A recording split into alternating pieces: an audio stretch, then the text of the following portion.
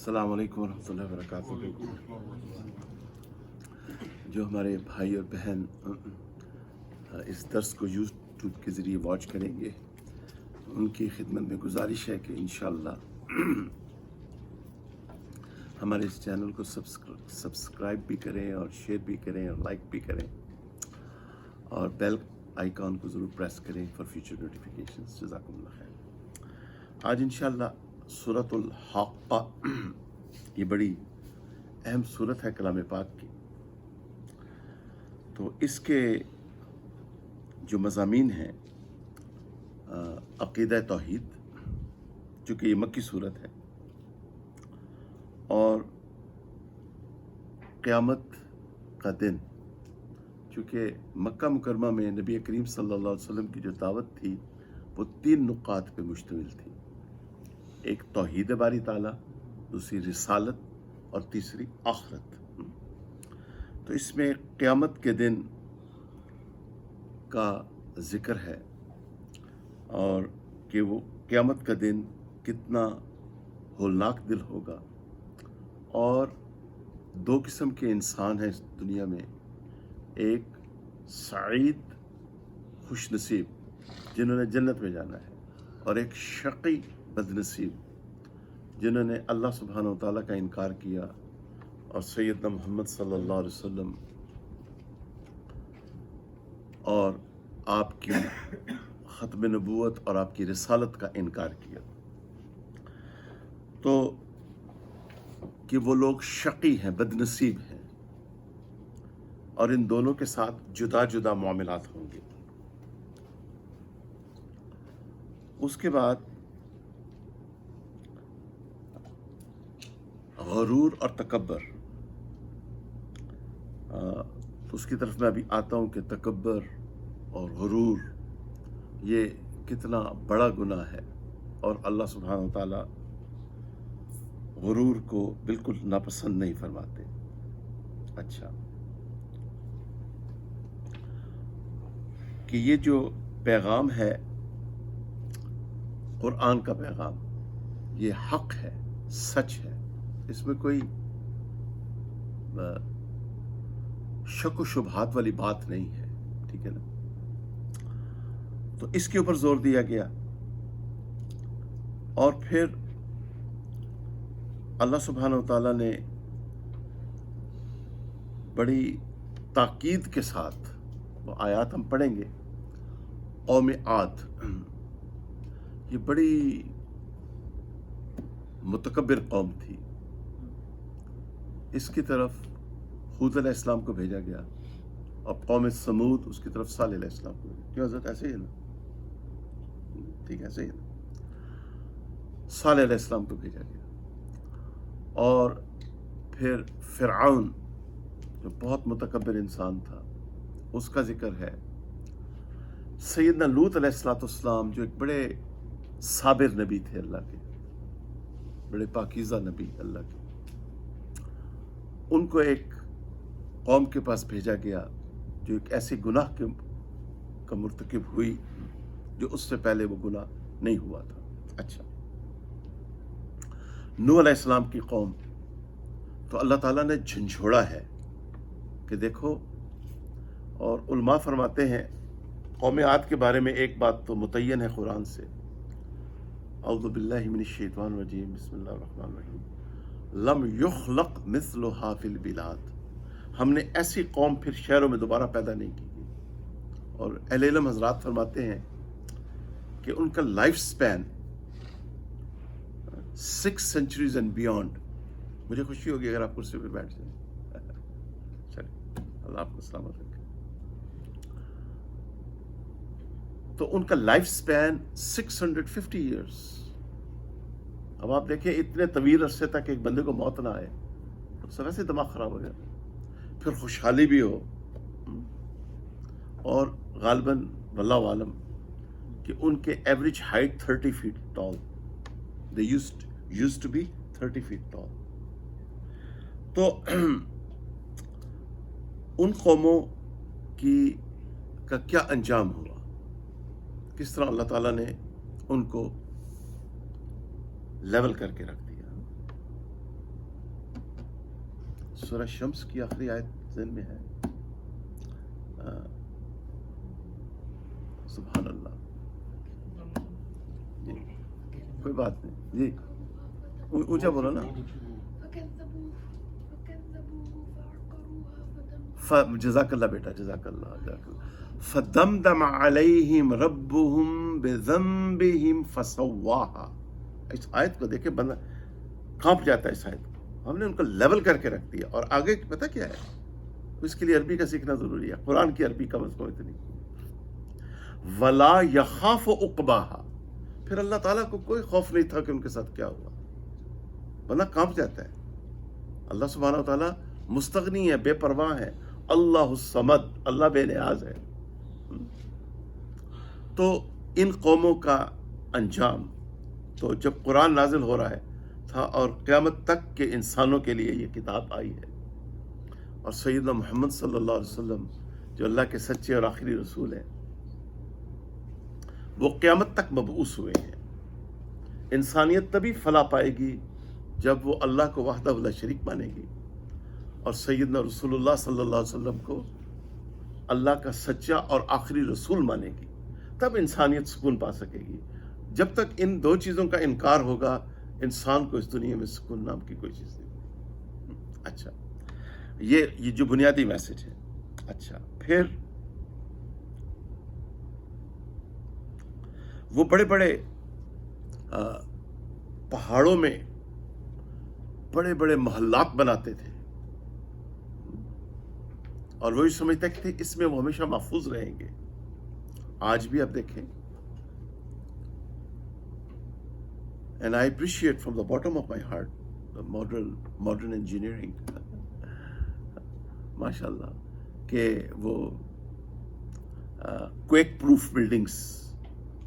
That's my humble understanding کہ اگر hurricanes آئیں تو یوں تو ہوگی، بنیاد سے نہیں اکھڑے گی. That's my understanding. اچھا، تو وہ بھی اپنے آپ کو، انہوں نے بھی بڑے بڑے قلعے بنائے تھے.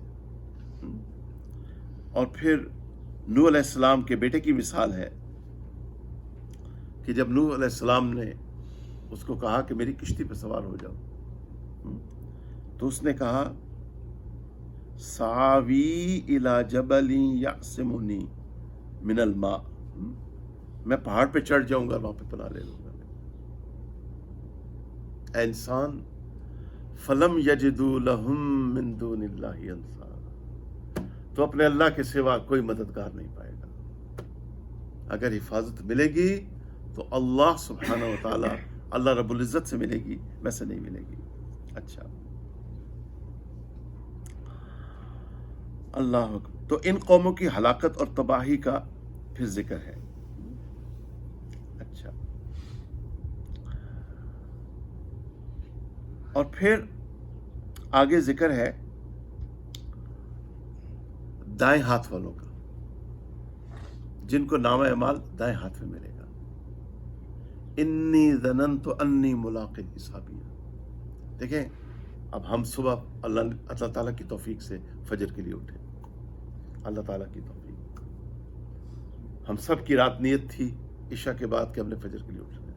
اللہ تعالیٰ نے ہماری نیت تھی، اللہ تعالیٰ نے ہماری مدد فرمائی. تو اللہ کی توفیق سے فجر اٹھے. ہمیں کسی کو ڈپریشن نہیں ہے، کسی کو سٹریس نہیں ہے، دل میں سکون ہے. آرام سے عافیت کے ساتھ مسجد میں آئے ہیں، فجر کی نماز ادا کی ہے. تو یہ سب اللہ تعالیٰ کی رحمتیں ہیں. اور ہمیں یقین ہے کہ ہم نے انشاءاللہ قیامت والے دن اللہ تعالیٰ، ہم نے چونکہ یہ مجاہدہ کیا ہے، ہم نے ابھی آیات سنی نا دوسری رکعت میں، اِنَّا سَمِعْنَا مُنَادٍ يُنَادِ لِلْإِيمَانِ أَنْ آمِنُوا بِرَبِّكُمْ فَآمَنَّا. اے اللہ، ہم نے سنا، ہمیں میسج پہنچا سیدنا محمد رسول اللہ صلی اللہ علیہ وسلم کا کہ پڑھو یہ کلمہ لا الہ الا اللہ محمد رسول اللہ. ہم نے پڑھا، ہمارا ایمان ہے کہ ہم نے مرنا ہے اور ہم قیامت والے دن ہمارے ساتھ خیر کے معاملے ہوں گے. جی، آج ماشاءاللہ اس دور میں آپ شریعت و سنت کے مطابق زندگی بسر کر رہے ہیں. प्यारे आका सल्लल्लाहु अलैहि वसल्लम माशाल्लाह की शक्ल व सूरत इख्तियार फरमाई है। हमारी बहनें इस अमेरिका के माहौल में अबाई पहनती हैं, निकाब पहनती हैं। बाहर कितनी सख्त गर्मी है, ठीक है ना। खैर अब तो अल्लाह ताला ने सभी को निकाब पहना दिया। बहुत बड़ा मैसेज है अगर कोई समझने वाला हो, बहुत बड़ा मैसेज है अगर कोई समझने वाला हो। बात तो ये है ना, समझते नहीं है।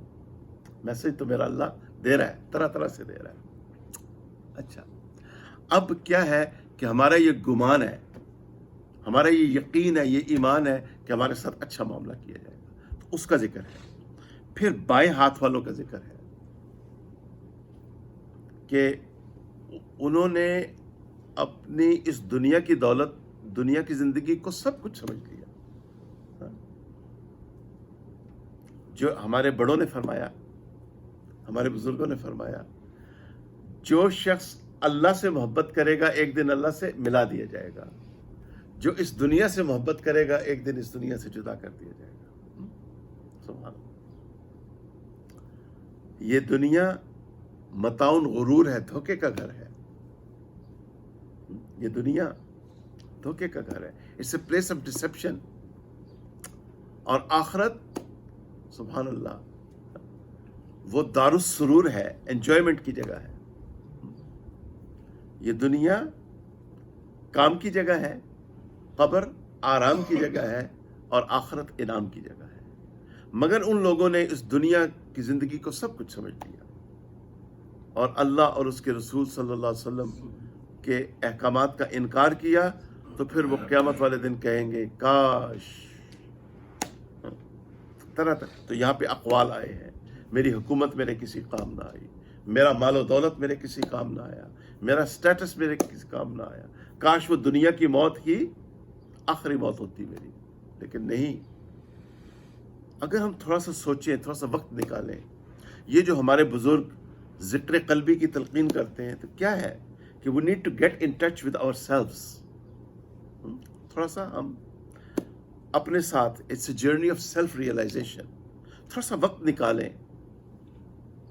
सैयदना अबू बकर सदीक रज़ियल्लाहु अन्हु ने तो समझा इस बात को, इसीलिए तो वो कहा करते थे, काश मेरी माँ मुझे जन्म न देती, काश ए परिंदो तुम कितने खुश नसीब हो, तुम्हारा कोई हिसाब किताब नहीं।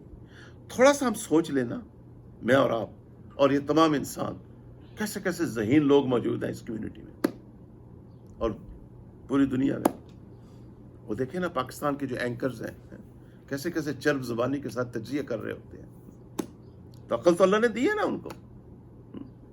लेकिन अगर हम ये सोच लें कि मेरी और आपकी तख्लीक इटर्निटी के लिए हुई है, वहीं हम ठंडे हो जाएं। हम तो मस्जिद को छोड़े ना, हम तो हर वक्त अल्लाह की इबादत करते रहे। अगर ये बात हम रियलाइज कर लें, और ये हकीकत है मेरे भाई मेरी बहन, ये हकीकत है कि हमारी तख्लीक किसके लिए हुई है? अब्दुल आबाद। अच्छा, माशाल्लाह, तो उनका जिक्र है। अच्छा, फिर आगे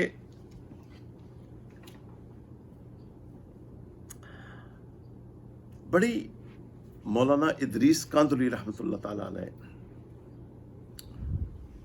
अजीब तफसीर है। मेरी गुजारिश है आप सबसे कि इनकी तफसीर आप पढ़ें। माशाल्लाह, अजीब उन्होंने निकात लिखे हैं। अब 8 फरिश्ते, ये ज़रा अकीदे से ताल्लुक़ रखती हैं ये चीज़ें, तो इनको आप ज़रा मुझे हमतन गोश होकर सुने इन बातों, कि बड़ी अहम बातें आ रही हैं। उन्होंने फरमाया यहाँ पे कि 8 फरिश्ते अल्लाह ताला को के फर्श को उठाए हुए होंगे, ठीक है जी। अब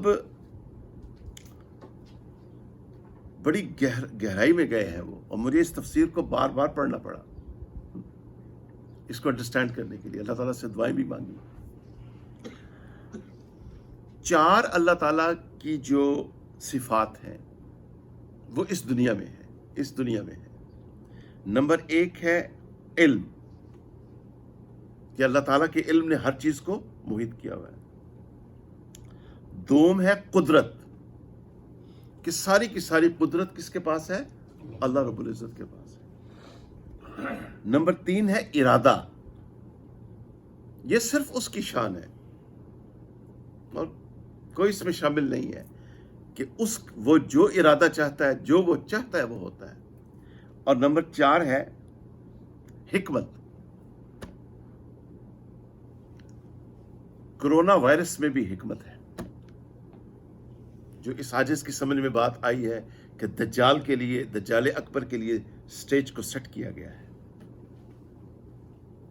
کہ کیسے تم نے گھروں میں نمازیں پڑھنی ہوں گی، جمعے بھی گھروں میں پڑھنے پڑ جائیں گے تمہیں جب وہ آئے گا باہر، اور وہ تو آنے والا ہے۔ اب تو کوئی not much time is left in my humble view. Allah knows best.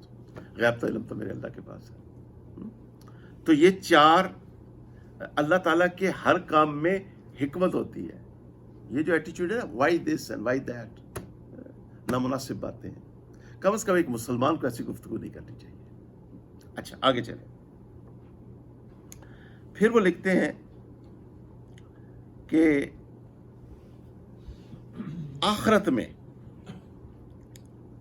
آخرت میں ہر چیز منکشف ہو جائے گی،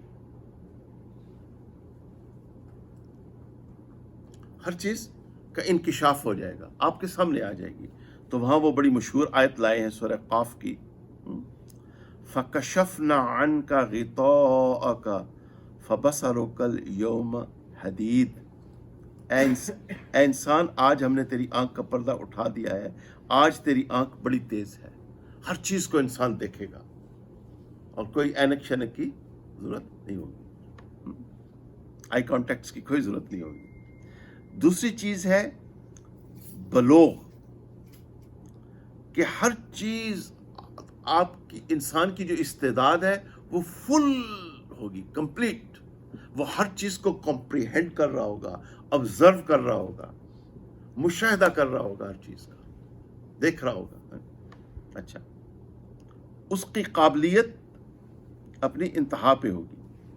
نمبر 3 ہے تقدیس، کسی چیز کا مقدس ہونا، یعنی کوئی ملاوٹ، ہر چیز خالص ہوگی، اس میں کسی چیز کی کوئی ملاوٹ نہیں ہوگی، کہ آنکھ کا دھوکہ نہیں ہوگا، کوئی خواب نہیں ہوگی، ایک الٹیمیٹ ٹروتھ ہوگا، ایک الٹیمیٹ ریالٹی ہوگی۔ اور نمبر 4 عدل اور انصاف ہوگا، وَلَا يَظْلِمُ رَبُّكَ أَحَدًا۔ آپ سب نیک لوگ ہیں، جمعے والے دن سورۃ الکہف آپ پڑھتے ہیں، یہ آیت اس میں آتی ہے، اس دن کسی کے اوپر کوئی ظلم نہیں ہوگا۔ جیسا اس عاجز نے جب اللہ کی کتاب کو غور سے پڑھا تو ایک چیز بار بار واضح ہوئی کہ اے انسان، جیسا بوگے ویسا کاٹو گے۔ وہاں تو پیارے آقا صلی اللہ علیہ وسلم نے اپنی پاکیزہ بیٹی کو بھی کہا، اے میری بیٹی، یہ نہ سمجھنا کہ تو میری بیٹی ہے، اعمال لے کے آنا، اعمال لے کے آنا۔ یہ جو اہل بدعت نے باتیں بنائی ہوئی ہیں نا، اس لیے پچھلے ہفتے بھی عرض کیا گیا تھا، 3 چیزوں سے ہم نے ڈرنا ہے۔ ایک، کفر سے ڈرنا ہے کہ ہماری زبان سے کوئی کلمہ ایسا نہ نکلے جو کلمات کفر میں آ جائے۔ شرک سے ڈرنا ہے، اللہ کی ذات اور صفات میں وہ وحدہ لا شریک ہے۔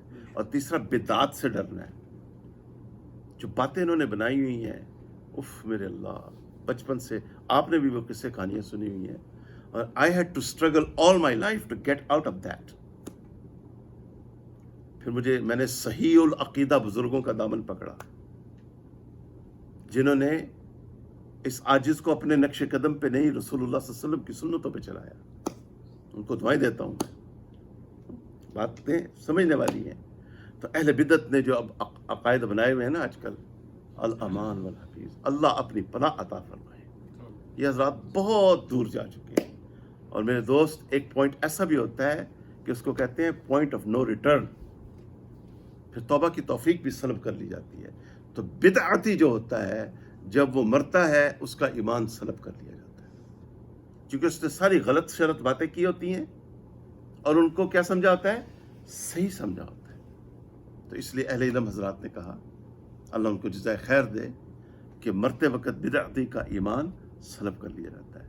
تو ہم اپنا مزاج یہ بنائیں کہ ہم نے سنت کے مطابق نبی کریم صلی اللہ علیہ وسلم کی جو سنت ہے اس کا اہتمام ہم نے کرنا ہے۔ اچھا، یہ چیزیں ہو گئی۔ پھر اللہ تعالیٰ مجسم نہیں ہے۔ یہ جو آیات ابھی ہم پڑھیں گے، اب یہ جو بیک گراؤنڈ اس حاجز نے عرض کیا نا، اب ہم جب تلاوت کریں گے تو آپ کی سمجھ میں باتیں آئیں گی ساری۔ اللہ ہمارا یہاں اہل سنت والجماعت، اور اہل سنت والجماعت کون ہے اس دور میں؟ اکابرین علماء دیوبند، یہ ہے صحیح اہل سنت والجماعت۔ چونکہ اس مسلک کا حسن یہ ہے کہ توحید بھی، میرے ساتھ کہہ لیں گے اف یو لائک، توحید بھی محفوظ ہے اور بزرگان دین کا ادب بھی محفوظ ہے۔ توحید محفوظ ہے، توحید کو نہیں چھیڑ سکتے، اور بزرگان دین کا ادب بھی محفوظ ہے، مگر ان کو وہیں رکھے، وہاں بلانگ کرتے ہیں، ان کو معاذ اللہ تیسرے آسمان پہ مت لے جائیں۔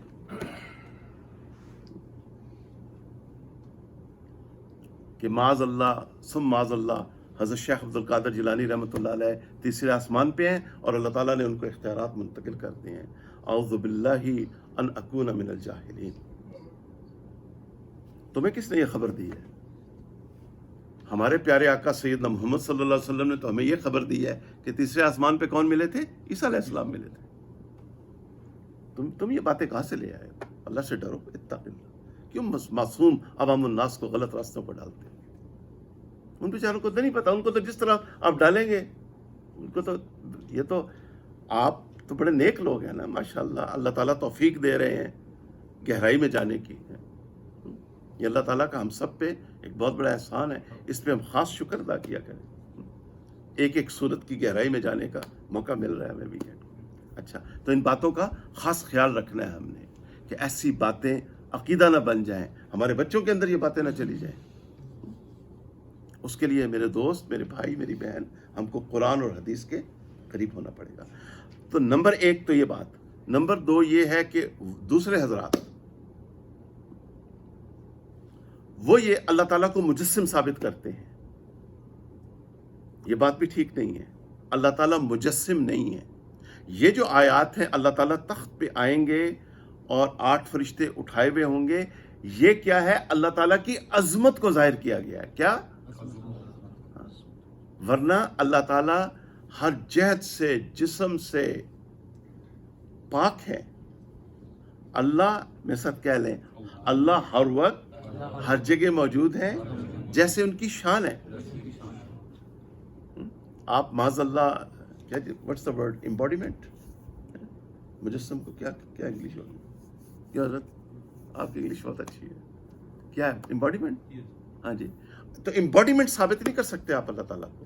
یہ پھر وحدت الوجود، وحدت الشہود کی ایک طویل بحث ہے، اس کو سیٹل کیا ہے حضرت مجدد لفسانی رحمۃ اللہ علیہ نے۔ اللہ ان کے درجات عالیہ کو بہت بلند فرمائے رحمۃ اللہ تعالیٰ علیہ۔ اچھا، اب تو اللہ تعالیٰ مجسم نہیں ہے، اس بات کو نا بڑا عقیدہ ہے ہمارا۔ تو اس میں امام مالک رحمۃ اللہ علیہ کا یہ جو قول ہے، یہ سونے کے حروف سے لکھنے کے قابل ہے۔ فرماتے ہیں الاستواء معلوم والکیفیات مجہول والایمان بہ لازم والسوال عنہ بدعہ۔ فرماتے ہیں اللہ تعالیٰ کا عرش پہ مستوی ہونا معلوم ہے، جیسا کہ نص قرآنی نے بتا دیا، مگر کیفیات مجہول اور غیر معلوم ہیں، اور اس پر ایمان لانا لازم ہے، اور سوال و تحقیق یہ بدعت ہے۔ ٹھیک ہے، بس اس پہ ہم نے ایمان لانا ہے کہ اس کا اللہ تعالیٰ کابرین علماء دیوبند دل کی گہرائیوں سے دعائیں دیتا ہوں۔ آج اگر آپ صحابہ کرام کا دین دیکھنا چاہتے ہیں تو آپ اکابرین علماء دیوبند کے اندر دیکھیں۔ میرے تو ملک الموت میرے سر پہ کھڑے ہیں، میں نے تو اپنا ایمان بھی بچانا ہے، اس کمیونٹی کا ایمان بھی بچانا ہے، اور اس میسج کو ہر اس کلمہ کو یوٹیوب کے ذریعے ہر اس کلمہ کو مسلمان تک پہنچانا ہے جو اس میسج کو قبول کر لے، جس کے اندر حق قبول کرنے کی استعداد موجود ہے. ٹھیک ہے, کسی سے لڑائی جھگڑا تو ہم نے کرنا نہیں ہے, ہم کسی کو برا بلا نہیں کہہ رہے, حقائق بیان کر رہے ہیں. ٹھیک ہے نا, ان کو جاننا ضرور, عقیدے سے تعلق ہے. دوسرا جو گروپ ہے جو 4 اماموں کو نہیں مانتے, ہمارے بھائی ہیں, ہم ان کے لیے سافٹ کارنر رکھتے ہیں. وہ متشابہات آیات سے اللہ تعالیٰ کو مجسم ثابت کرتے ہیں. بہت غلط بات ہے. میں نے ان کے ایک بہت بڑے سلفی شخصیت کا خود درس سنا ہوا ہے مسجد میں بیٹھ کے, اور میری سمجھ میں اس کی باتیں بالکل نہیں آئی تھی, لیکن میں نے سن لیا تھا.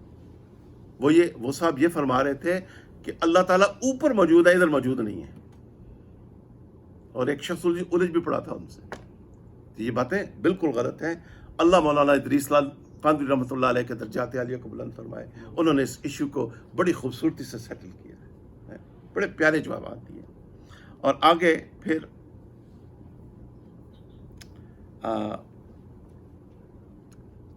ایک چند آیات آ رہی ہیں آخر میں, تو ان کا تعلق ہے, ان کو بڑے ادب کے ساتھ بیان کرنا ہے. اور میں نے جب اس تفسیر کو پڑھا تو میری دل سے دعائیں نکلی. دیکھیے, بعض قرآن میں آیات ایسی ہیں نبی کریم صلی اللہ علیہ وسلم کے بارے میں, اس کو آپ نے بڑے ادب کے ساتھ بیان کرنا ہے, اس کی گہرائی میں جانا ہے. اس کی بعض حضرات نے نامناسب تعویلیں کی ہیں جو ٹھیک نہیں ہیں. حضرت نے بڑا پیارا اس کا جواب دیا ہے, اس کی طرف ہم آتے ہیں. لیکن بیفور وی اسٹارٹ, ہمارا جو ہم اہل سنت والجماعت ہیں, ٹھیک ہے, اللہ تعالیٰ کو وحدہ لا شریک مانتے ہیں, رسول اللہ صلی اللہ علیہ وسلم کو خاتم النبیین مانتے ہیں, اور تمام صحابہ کرام, سید ابو بکر صدیق رضی اللہ عنہ سے لے کے آخری صحابی تک, ان کو جنتی مانتے ہیں. ان سب کی قبور جنت کے باغات ہیں. یہ ہمارا عقیدہ ہے اہل سنت والجماعت کا. اب اس میں ایک بات اچھی طرح سمجھ لیں کہ حضرت نے بڑا کلام کیا ہے کہ اب اس بات کو آپ نے بہت ایبزارب کرنا ہے. مجھے اس کا چہرہ بھی اچھا نہیں لگتا, کیونکہ اس کے چہرے پہ سنت نہیں ہے, اس کے چہرے پہ نور نہیں ہے, اس کے سر پہ ٹوپی نہیں ہے. کم از کم ٹوپی تھی رکھ لے شخص, شریف آدمی, ٹوپی تک نہیں ہے اس کے چہرے پہ, اس کے سر پہ. امامہ تو دور کی بات ہے, امامہ تو بہت بڑا شرف ہے. ٹھیک ہے نا. اور اس نے احادیث کا انکار کیا ہے. میرے دوست ذرا بات غور سے سمجھیں, اور پتہ نہیں کتنے millions of Muslims are following him, especially from Indo Pak sub continent. اس بات کو غور سے سمجھیں. احادیث کا انکار بھی, میں ایک اسٹوڈنٹ کے حیثیت سے کہہ رہا ہوں, اس کو بڑے بڑے علماء موجود ہیں ماشاءاللہ, اور خاص طور پہ مولانا الیاس گمن صاحب دامت برکاتہم, اور ان کا جو ادارہ ہے تحقیق المسائل کا جو کام کیا ہے, سلام ہے ان کو, میں ان کی عظمت کو سلام کرتا ہوں. بہت بڑا کام ہے. مفتی تقی عثمانی صاحب اور یہ دیگر جو اکابرین ہیں. بات کو سمجھیں. اگر حدیث کا انکار ہوتا ہے تو آپ قرآن کو سمجھ نہیں سکیں گے.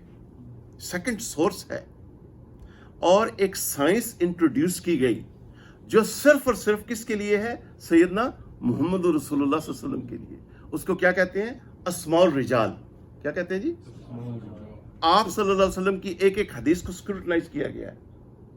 صدیوں محدثین کرام نے اس پہ محنت کی. اللہ تعالیٰ امام بخاری رحمۃ اللہ علیہ, اور امام مسلم, اور امام ترمذی, اور ابو داؤد, امام ابو داؤد, اور بہقی, اور نسائی, اور یہ جتنے بڑے بڑے محدث ہو گزرے ہیں, اللہ ان کے درجات عالیہ کو بلند فرمائے. انہوں نے کتنی محنتیں فرمائی. کیا ہم نے بچپن میں اپنے والدین سے ان کی کہانیاں نہیں سنی؟ کیوں نہیں بتایا؟ ذرا اونچی آواز میں بتائیں. ناشتہ بھی انشاءاللہ ہوگا, اونچی آواز میں بتائیں. سنیے کہ نہیں جی؟ آج یہ ایک شخص اٹھایا ہے منکر حدیث, اور یہ ہر چیز کا انکار کر رہے ہیں. تو کل آج احادیث کا انکار ہوا ہے, کل معاذ اللہ قرآن کا انکار ہو جائے گا. اللہ سے بڑا ڈرنا چاہیے. اور اس کا جو شاگرد ہے شیطان,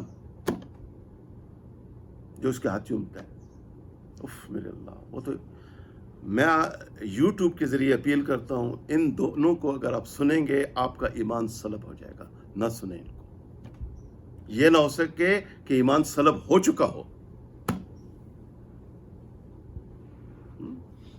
وہ جو صحابہ کرام کے بارے میں مغلظات بک رہا ہے وہ شخص، توبہ میرے. آپ غور سے سنیں تو اس میں حضرت نے بڑے قوی دلائل دیے ہیں، اور حضرت نے بھنگی کی مثال بھی دی ہے.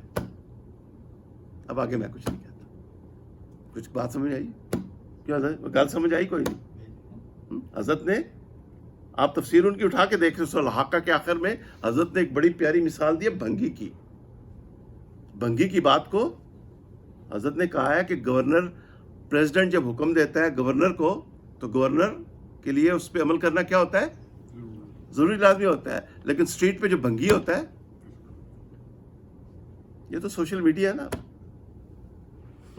تو اس لیے میرے دوست، 4 سورسز کو آپ نہیں چھوڑ سکتے. ایک کو بھی چھوڑیں گے گمراہ ہو جائیں گے. تو میرے ساتھ اونچی آواز میں کہیں انشاءاللہ. پہلا سورس کیا ہے؟ قرآن. کیا ہے؟ دوسرا سورس حدیث اور سنت. تیسرا اجماع صحابہ. تیسرا کیا ہے؟ اور چوتھا ائمہ اربعہ کا اجتہاد اور قیاس. ایک کو بھی نہیں چھوڑ سکتے. ایک کو چھوڑیں گے گمراہ ہو جائیں گے. اور جتنے بھی باطل فرقے ہیں، جو گمراہی کا پہلا زینہ کیا ہے کہ انہوں نے 4 اماموں کا انکار کیا ہے. ٹھیک ہے جی. تو یہ مضامین ہیں اس صورت میں. اللہ تعالیٰ مجھے اور آپ کو ان پہ عمل کرنے کی توفیق نصیب فرمائے. چلیں جی انشاءاللہ.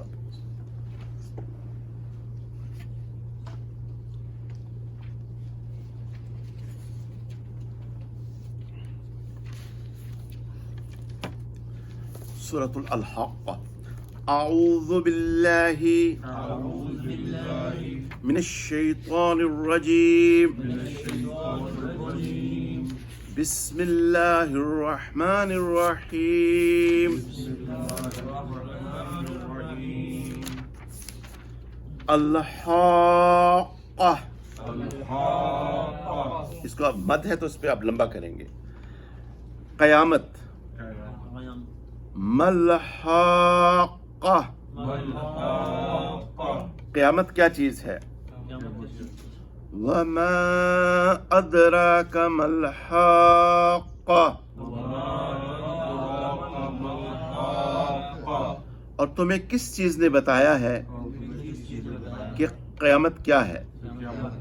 کذبت ثمود وعاد بالقاریہ. ثمود اور عاد نے قیامت کو جھٹلایا تھا. فَأَمَّا ثَمُودُ فَأُهْلِكُوا بِالطَّاغِیَةِ.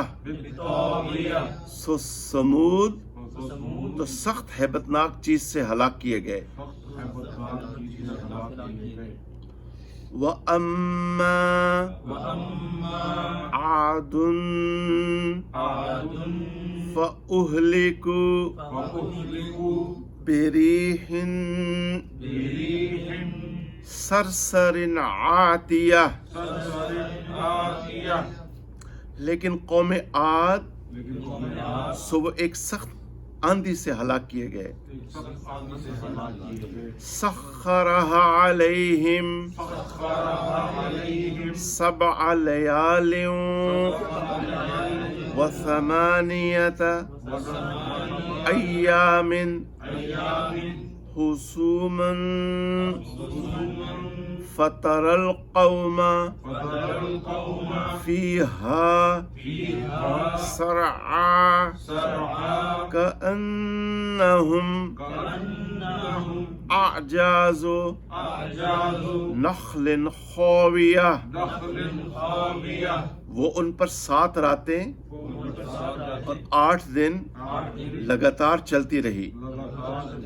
اگر آپ موجود ہوتے اس قوم کو اس طرح گرا ہوا دیکھتے کہ گویا گری ہوئی کھجوروں کے تنے ہیں. فَهَلْ تَرَى لہم من باقیہ،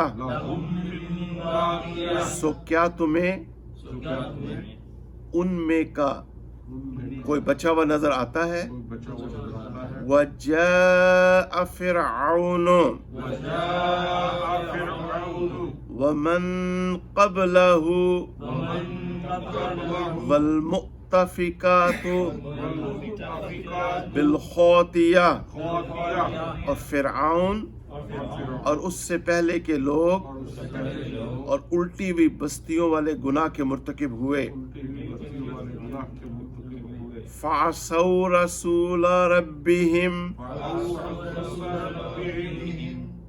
فَأَخَذَهُمْ أَخْذَةً رَّابِيَةً، بس انہوں نے اپنے رب کے رسول کی نافرمانی کی تو اللہ تعالیٰ نے انہیں سخت پکڑ لیا.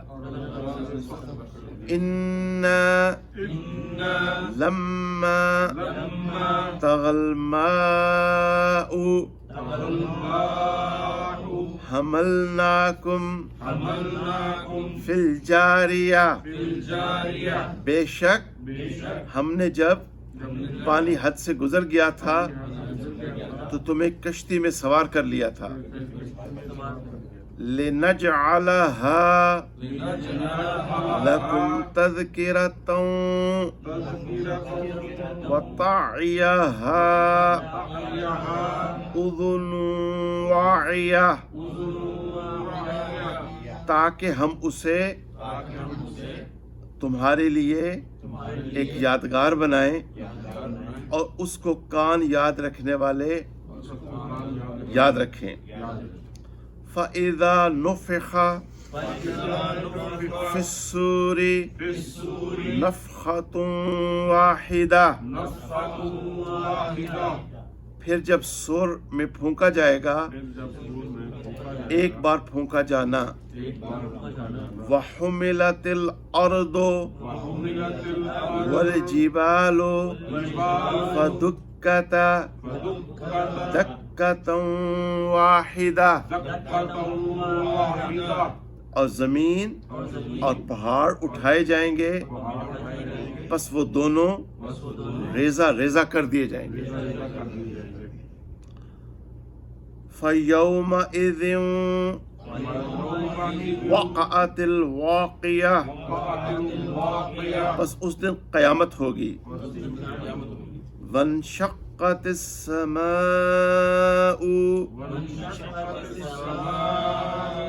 فَهِيَ يَوْمَئِذٍ وَاهِيَةٌ، اور آسمان پھٹ جائے گا اور وہ اس دن بودا ہوگا. وَالْمَلَكُ عَلَى أَرْجَائِهَا وَيَحْمِلُ عَرْشَ رَبِّكَ فَوْقَهُمْ يَوْمَئِذٍ ثَمَانِيَةٌ، اور اس کے کناروں پہ فرشتے ہوں گے اور عرش الہی کو اپنے اوپر اس دن 8 فرشتے اٹھائیں گے. یومئذ تعرضون لا تخفى منکم خافیہ، اس دن تم پیش کیے جاؤ گے، تمہارا کوئی راز مخفی نہ رہے گا. فَأَمَّا مَنْ أُوتِيَ كِتَابَهُ بِيَمِينِهِ فَيَقُولُ هَاؤُمُ اقْرَءُوا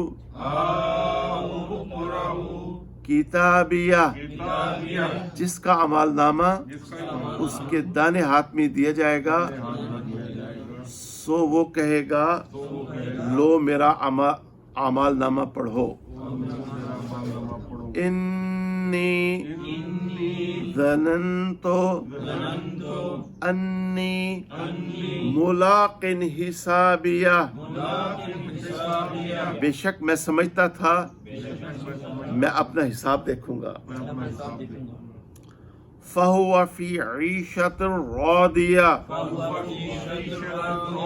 سو وہ دل پسند عیش میں ہوگا. فِي جَنَّةٍ عَالِيَةٍ بلند جنت میں. قطوفها دانیہ جس کے میوے چھکے ہوئے ہوں گے. کلوا واشربوا ہنیئا بما اسلفتم فی الایام الخالیہ.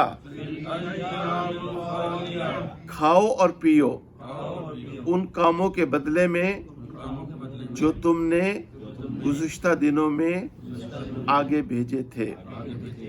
تو میرے ساتھ دعا پڑھ لیں. اللہم انا نسألک رضاک والجنہ. آمین ثم آمین. اچھا، اب اس میں یہ ہے کہ ایک ایمان پہ محنت کرنا کتنا ضروری ہے. جب ہم اپنے ایمان پہ محنت کریں گے تو ہمارا یقین سٹرونگ ہوگا. پھر ہم ہر وقت جنت کے بارے میں سوچیں گے. ٹھیک ہے نا؟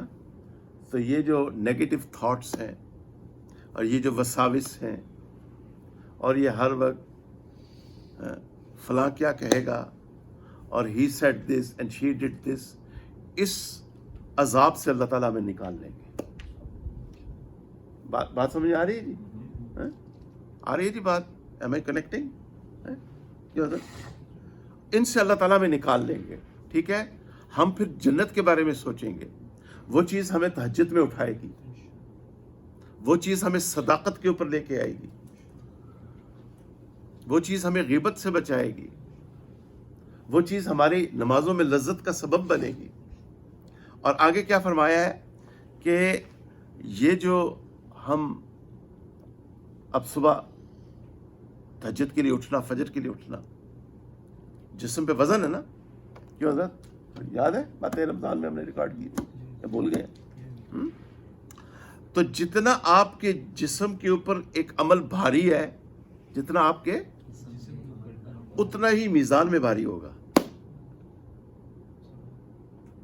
ایک شخص مسلمان ہے اور کوئی فجر کا پتہ نہیں ہے اس کو، تو اس کو بہت زیادہ ڈرنے کی ضرورت ہے. بہت زیادہ. کل ہم نے نماز کو تفصیلی کور کیا تھا سورۃ المعارج میں. اچھا، اب یہ باتیں ذرا اچھی طرح سمجھنے کے قابل ہیں کہ ہم آج جو قربانیاں دے رہے ہیں، ہم جو گرمیوں میں روزے رکھ رہے ہیں، آج بھی آپ مکہ مکرمہ اور مدینہ منورہ چلے جائیں، آج بھی بالاجماع لوگ وہاں پہ سوموار اور جمعرات کا نفلی روزہ رکھتے ہیں. اتنے خوش نصیب لوگ ہیں، ایام 20 کے روزے رکھتے ہیں. ٹھیک ہے نا؟ تو رمضان کے روزے تو فرض ہیں. وہ منکر حدیث اتنا گمراہ ہے، میں تو میسج اپنا دے رہا ہوں یوٹیوب کے ذریعے عوام الناس کو. وہ یہ شخص اتنا گمراہ ہے، یہ کہتا ہے کل امتحان ہے تو فرض روزہ رکھنے کی بھی ضرورت نہیں. تمہیں کس نے اپوائنٹ کیا ہے؟ تم نے کسی عالم دین کی سے علم حاصل نہیں کیا. کہاں سے یہ تم باتیں لا کے عوام الناس کو گمراہ کر رہے ہو؟ انا للہ و انا الیہ راجعون. تو ایک مسلمان فرض روزہ رکھ رہا ہے، ٹھیک ہے جی، قربانی دے رہا ہے. تو اب یہاں پہ کیا فرما رہے ہیں اللہ تعالیٰ؟ ایام الخالیہ، جو گزشتہ دنوں میں جو تم نے مشقت کی، تم نے ریاضت کی اللہ کی رضا کے لیے، آج اس کا صلہ ہے کہ جنت میں میوے کھاؤ. بات سمجھ آ رہی ہے؟ اب آگے چلیں. وَأَمَّا مَنْ أُوتِيَ كِتَابَهُ بِشِمَالِهِ فَيَقُولُ يَا لَيْتَنِي لَمْ أُوتَ كِتَابِيَهْ. اور جس کا نامہ اعمال اس کے بائیں ہاتھ میں دیا گیا، لیفٹ ہینڈ میں، تو کہے گا کاش میرا نامہ اعمال نہ ملتا، ولم ادری ما حسابیہ، اور میں نہ جانتا کہ میرا حساب کیا ہے، یا لیتہا کانت القاضیہ، کاش وہ موت ختم کرنے والی ہوتی، ما اغنا عنی مالیہ، میرا مال کچھ کام نہ آیا، ہلک عنی سلطانیہ، مجھ سے میری حکومت بھی جاتی رہی، خذوہ فغلوہ، اسے پکڑو، اسے توق پہنا دو، ثم الجحیم صلوہ، پھر اسے جہنم میں ڈال دو، ثم فی سلسلۃ ذرعها 70 ذراعا فاسلکوہ، یہاں پہ غنہ کرنا ہے، ٹھیک ہے جی، پھر ایک زنجیر میں جس کا طول 70 گز ہے، اسے جکڑ دو، انہو کان لا یؤمن باللہ العظیم،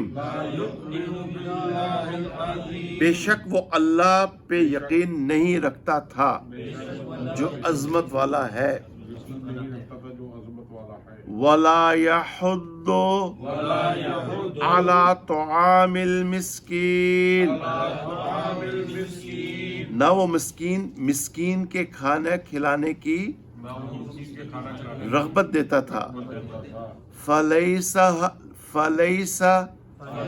لہ اليوم ہاہنا حمیم، سو آج اس کا یہاں کوئی دوست نہیں، ولا طعام الا من غسلین، اور نہ کھانا ہے مگر زخموں کا دھواں، مگر زخموں کا دھواں، لا یأکلہ الا الخاطئون، اسے سوائے گناہگاروں کے کوئی نہیں کھائے گا۔ اچھا، اب یہ جو آیات گزری ہیں، آگے ایک نیا مضمون شروع ہو رہا ہے۔ ان آیات میں آپ تصور کریں، خلیفہ ہارون رشید رحمۃ اللہ علیہ ایک بڑے نیک انسان تھے، بڑے اللہ والے تھے، فقہ حنفیہ کو ان کے دور میں بڑی تقویت حاصل ہوئی، چونکہ وہ ابو یوسف رحمۃ اللہ علیہ سے بڑے متاثر ہوئے تھے ان کی فقاہت سے۔ اور آپ کرسی پہ بیٹھ جائیں بابر صاحب، پلیز بابر صاحب کو کرسی دے دیں، آپ حضرات کرسی پہ بیٹھ جایا کریں، بزرگ حضرات ہیں آپ، اور میں جو آپ کے سامنے کرسی پہ بیٹھ جاتا ہوں، آپ کی بے ادبی کا مرتکب ہوتا ہوں تو مجھے معاف کر دیا کریں۔ اچھا، اب ذرا توجہ فرما لیں، نعیم صاحب آپ بھی کرسی پہ اگر بیٹھنا چاہیں، چلیے، اچھا آج بیٹھ جائیں بیٹا، اب ذرا بیٹھ جائیں آپ۔ اب بات توجہ سے سنیں، خلیفہ ہارون رشید رحمۃ اللہ علیہ ایک بڑے نیک انسان تھے، بڑے اللہ والے تھے، اللہ تعالیٰ سے بڑا ڈرتے تھے، علماء کے بڑے قدردان تھے، اور جب وہ بیمار ہوئے اور ان کی ڈاکٹروں نے، حکماں نے کہا اب آپ بچیں گے نہیں، تو انہوں نے اپنی قبر خود کھدوائی اور اپنی قبر کی مٹی کو اپنے ہاتھ میں لیا اور یہ آیات پڑھی۔ تصور کریں آپ۔ تو میرے بھائیوں اور یوٹیوب کے ذریعے میرے بھائیوں اور میری بہنوں، یہ آگے ہونے والا ہے. آج ہم سوچیں ہم نے اس کی کیا تیاری کی. یہ الٹیمیٹ ٹروتھ ہے, یہ الٹیمیٹ ریالٹی ہے, یہ ہے جو آگے آنے والا ہے. تو ان آیات کو ہم یاد کریں, سوچیں, نوافل میں پڑھیں, تو خود بخود ہمارا ایمان انشاءاللہ مضبوط ہوتا چلا جائے. اور شیطان کے بارے میں ایک بات, میں شیطان کی ایک ویکنس آپ کو بتاؤں,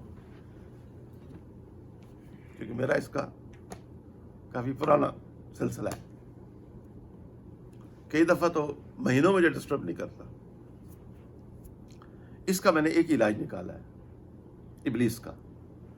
یہ جب بھی وسوسہ ڈالے نا دنیا کی محبت کا, اس کو قرآن کی آیات سے کاؤنٹر کریں, بھاگ جاتا ہے, فوراً بھاگتا ہے. بس اس کا یہی علاج ہے. قرآن کے آگے نہیں ٹھہرتا, یہ بھاگ جاتا ہے. اور نہ ہی اس کے شتونگڑے ٹھہرتے ہیں. جو خود گرو گھنٹال نہیں ٹھہرنا تو پیچھے شتونگڑوں نے کیا پھر کارنامے کر رہے ہیں. گرو گھنٹال سمجھتے ہو.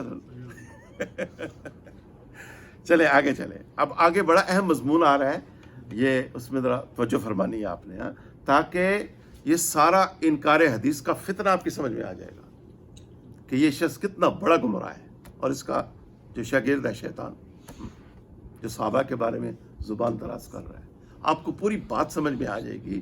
اس کی جو تفسیر مولانا ادریس کاندھی رحمۃ اللہ علیہ نے لکھی ہے, میں کہتا ہوں خوش نصیب تھے وہ والدین جن کو اللہ نے وہ بچہ دیا. میرا تو جی چاہتا ہے میں جاؤں پاکستان جب, تو ان کے جو رشتہ دار ہیں ان سے میں ملوں, ان سے میں دعا کرواؤں. میرے دل میں بہت ان کی عظمت بڑھ گئی. آپ حضرات سے گزارش ہے کہ ان کی تفسیر کو پڑھیں آپ, انشاءاللہ بہت فائدہ ہوگا, تاکہ نا ہمارے ذہن میں یہ شک نہ آئے احادیث کے بارے میں.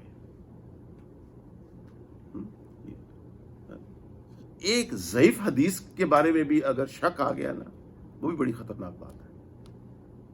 چونکہ ہمارے اہل سنت والجماعت میں ضعیف حدیث کو کس میں لیا جاتا ہے؟ فضائل میں. کس میں لیا جاتا ہے جی؟ فضائل میں, مسائل میں نہیں لیا جاتا.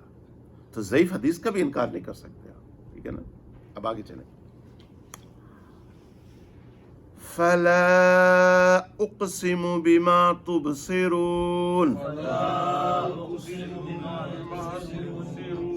سو میں ان چیزوں کی قسم کھاتا ہوں جو تم دیکھتے ہو. وَمَا لَا تُبْصِرُونَ, اور ان کی جو تم نہیں دیکھتے. اِنَّهُ لَقَوْلُ رَسُولٍ کریم, بے شک یہ قرآن رسول کریم کی زبان سے نکلا ہے, صلی اللہ علیہ وآلہ وصحبہ وسلم. وَمَا هُوَ بِقَوْلِ شَاعِرٍ, اور وہ کسی شاعر کا قول نہیں. قَلِيلًا مَا تُؤْمِنُونَ, تم بہت کم ہی یقین کرتے ہو. وَلَا بِقَوْلِ کَاہِنٍ, اور نہ ہی کسی جادوگر کا قول ہے. قَلِيلًا مَا تَذَكَّرُونَ, یہاں پہ آپ حضرات غنہ فرمائیں گے. قَلِيلًا مَا تَذَكَّرُونَ, تم بہت ہی کم غور کرتے ہو. تنزیل من رب العالمین, وہ رب عالم کا رب العالمین کا نازل کیا ہوا ہے. وَلَوْ تَقَوَّلَ عَلَيْنَا بَعْضَ الْأَقَاوِيلِ, اور اگر وہ کوئی بناوٹی بات ہمارے ذمے لگاتا. لَأَخَذْنَا مِنْهُ بِالْيَمِينِ, تو ہم اس کا دانا ہاتھ پکڑ لیتے ثم لقطعنا منہ الوتین، پھر ہم اس کی رگ گردن کاٹ ڈالتے. فما منکم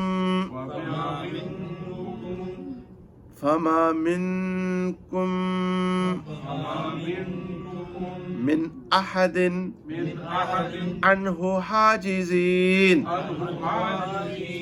پھر تم میں سے کوئی بھی اس سے روکنے والا نہ ہوتا. وَإِنَّهُ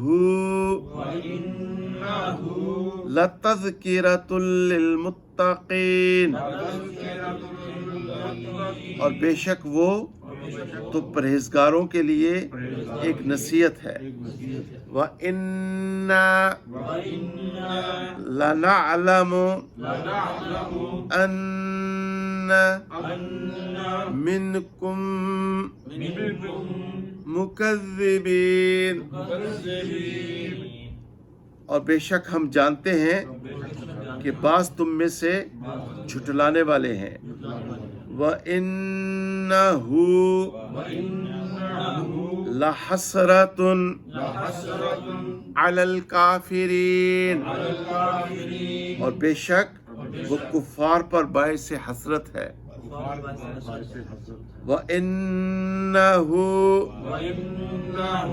لَحَقُّ الْيَقِينِ، اور بے شک وہ یقین کرنے کے لیے قابل ہے. فَسَبِّحْ بِاسْمِ رَبِّكَ الْعَظِيمِ، بس اپنے رب کے نام کی تسبیح کیجئے جو بڑا عظمت والا ہے. اچھا، اب یہاں ان آیات کے بارے میں چند باتیں ذرا سمجھ لیں اختصار کے ساتھ، اور پھر انشاءاللہ بات ختم کرتے ہیں.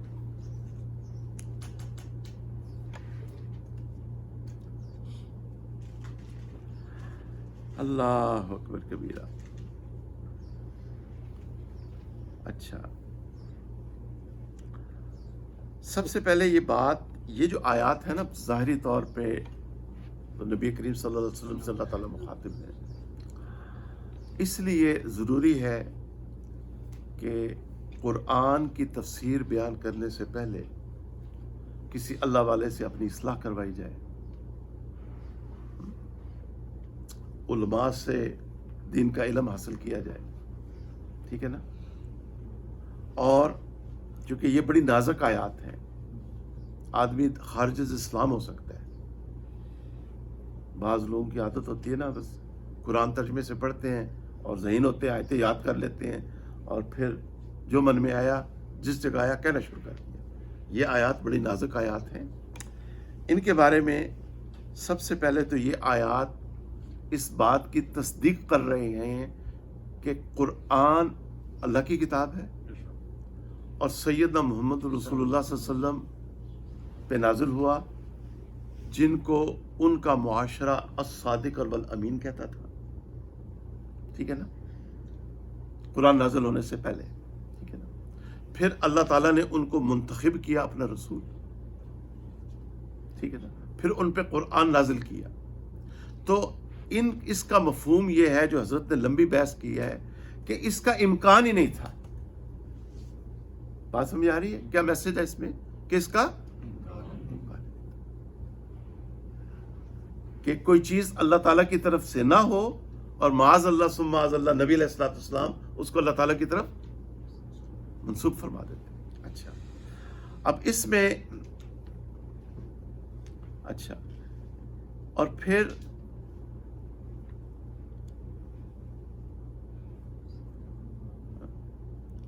بہرحال آیات حاضہ میں حضور اکرم صلی اللہ علیہ وسلم کی نبوت پر استدلال نہیں کیا گیا، بلکہ یہ بتلایا گیا ہے کہ قرآن کریم خاص اللہ کا کلام ہے جس میں ایک حرف یا ایک شوشہ نبی کریم صلی اللہ علیہ وسلم بھی اپنی طرف سے شامل نہیں کر سکتے.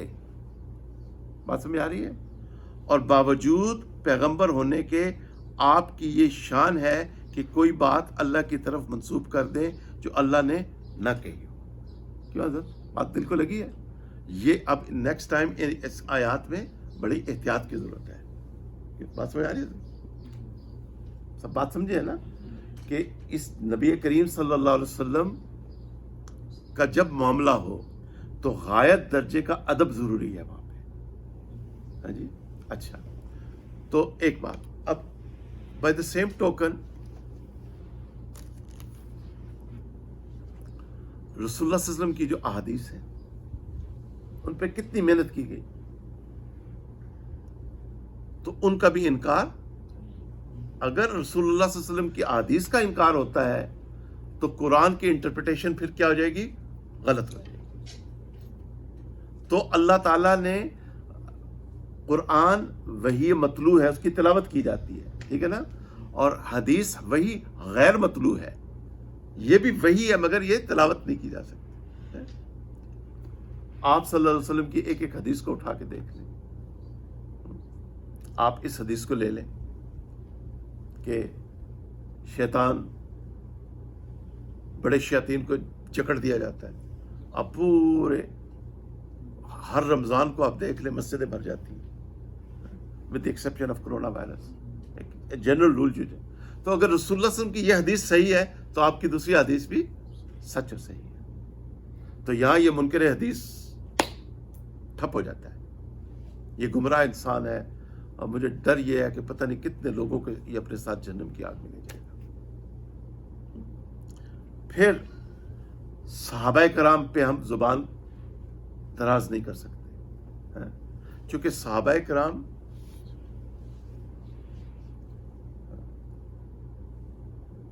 صحابہ صدا ہم کہیں گے، حق صحابہ صدا اپنی قسمت پہ نازا رہیں گے، صدا اپنی قسمت پہ نازا رہیں گے. صحابہ صدا ہم کہیں گے، حق صحابہ. تمام صحابہ کرام یہ وہ بزرگ ہستیاں ہیں جنہوں نے نبی کریم صلی اللہ علیہ وسلم کا ادب کیا، آپ کی دعائیں لیں، یہ آپ کی آنکھوں کی ٹھنڈک تھی. اس لیے ہماری آنے والی نسل بھی صحابہ کرام کو ڈیفینڈ کریں گے، اجماع صحابہ، ٹھیک ہے نا. اور آخری چیز کیا رہ جاتی ہے؟ ائمہ اربعہ کا اجتہاد اور قیاس، ٹھیک ہے. تو اجتہاد اور قیاس کی کیوں ضرورت ہے؟ دیکھیں قرآن کی آیات محدود ہیں اور احادیث بھی محدود ہیں، مگر جو مسائل درپیش ہیں انسانیت کو وہ کیا ہے؟ غیر محدود ہے، لامحدود ہے. اچھا اب لفظ ہے قرآن میں بقرہ آیا ہے گائے کے لیے، ٹھیک ہے، مگر بھینس کا تو ذکر نہیں ہے قرآن و حدیث میں، اس کو جاموس کہتے ہیں. تو جاموس کو، بھینس کو آپ حلال کیسے ثابت کریں گے؟ فقہائے کرام نے کیا کیا؟ اس کو قیاس کیا، کس کے اوپر؟ گائے کے اوپر، ٹھیک ہے نا.